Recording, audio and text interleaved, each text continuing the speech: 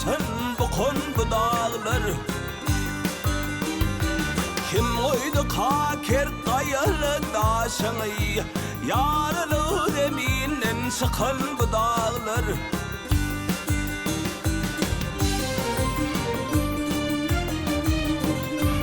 Tinladım dağları oturur esli, başına ağlar beyikli pesli.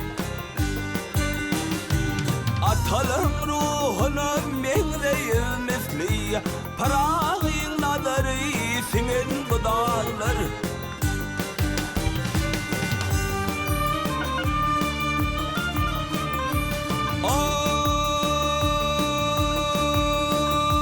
Kekelikler pesay pesay uçtular, cerellerin kerven kurab geçtiler.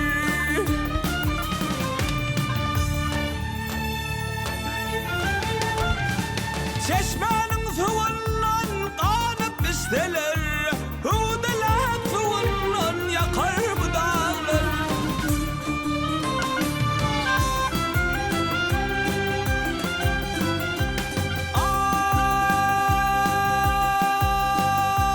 Gönlün alkar dağı yüzünden müşkünden, doyma yoktur onun azab keşfinden.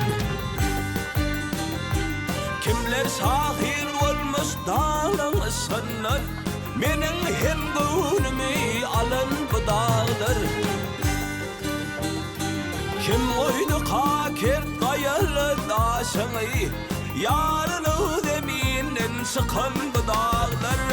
Parağın adarı singen bu dağlar.